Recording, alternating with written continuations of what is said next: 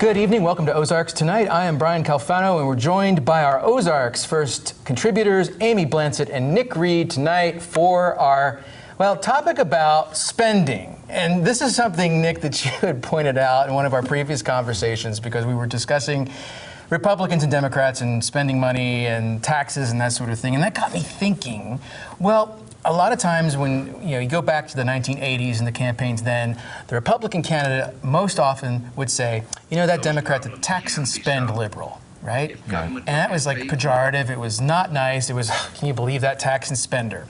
And I'm kind of thinking, now we just have spending, right? Everybody's spending, and we have tax cuts. There's debate over the effect that tax cuts have had on the economy. That aside, though, is it time to go back to the idea of taxing and spending? If we're going to spend all this money, record-setting deficits, $20 trillion plus in long-term debt, is it more responsible to tax and spend than to spend and spend?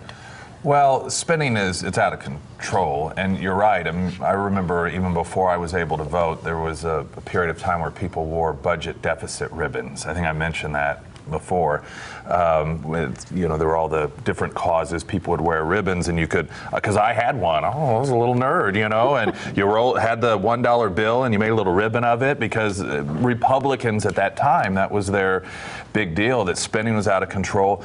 And it was really, and I agreed with this, and I still do, it was a moral issue of, this is, one of these days, this is going to do harm. This is, you're basically taking out your grandkids that aren't born yet, a credit card in their name, and racking the bill up on it. And that's just not right. Not to mention, once you give up any sort of restraints when it comes to spending other people's money, you tend to not be as wise with it anyhow. Not that government necessarily is the wisest anyway, but you take off all those constraints, then you end up with these massive deficits that we've got. And it has gotten to the point where no one seems to be the party of, maybe we should even decrease the rate at which it's growing. That is, and a lot of people don't realize that, when you hear cuts, that may mean instead of a 5% increase, we're going to do a 4.5% increase, and that's a cut. No, that's not how it works. In our homes, anyhow. It does up in Washington. So I don't know. I mean, what do? You don't really have a team to root for if you're for fiscal responsibility. Well, that's the important part. Yeah. Is which team do you root for? It's been amazing with the elections looming and individuals beginning to have conversations about where do you stand politically anymore. And it's almost this in between. Everyone's gone so far right or so far left. It's how do we have this balance in the middle? Personally, if I spent 26% more in my budget and went into 26% more debt this year that I could not pay, I would have to be accountable to it. I would eventually become a felon because I had done such horrible, spending that eventually, as I could not pay it back, now I've got thousands of dollars of outstanding and, more than $1,000 of a hot check. I'm a criminal. Well, they don't even do budgets anymore. Correct. No. And the government doesn't have that same responsibility. It doesn't. And sometimes, to what I'm held to. Sometimes the government has to take on debt in an emergency. But we've been in an emergency now for decades. And it continues to just get worse and worse in terms of the hole that we're digging. I think we're onto the great-grandkids now, to your point, Nick. I agree. And my question, though, from an ideological perspective, because I think that's where it comes back to, since we're not part of the decision-making process in Washington, is as a conservative or someone who wants to be fiscally responsible, and most folks watching are in that camp tonight, as hard as it is to say you want to increase taxes, if no one's willing to apply the spending brake up there, because they're just not. Right. Is it more fiscally responsible to say we got to raise the taxes because we just can't keep doing what we're doing? So I'm glad you brought this up, because you talked in the analogy, if I spend this much more, and I shouldn't say any longer the Republicans, but I think fiscal conservatives have done a very, very poor job of explaining what causes deficits and what causes debt. It isn't simply the amount of money that's coming in. It is the mathematical equation of money coming in versus money going out.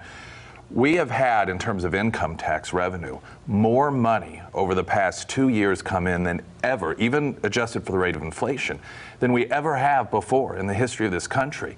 So it's not, and the tax cuts didn't cause us to have less money to come in. In fact, more money has come in after that. The problem is they spend it faster than it comes in. And unfortunately, that allows the issue of tax cuts to be labeled of one that tax cuts cause deficits. When it's not that, it's the combination of revenue coming in and spending more than when it's going out. Practically, what do you do? Because people go and they run, they say we're going to be fiscally responsible. Then after a few election cycles, all of a sudden, well, but we really got to spend money on this. And look, constituents, they're a lot of times the most inconsistent. They want money spent on their stuff and nobody else's. We talked about this. So what is the answer then? Well, one of the things is they can spend money in Washington, D.C., and I don't feel it. I don't know where it went.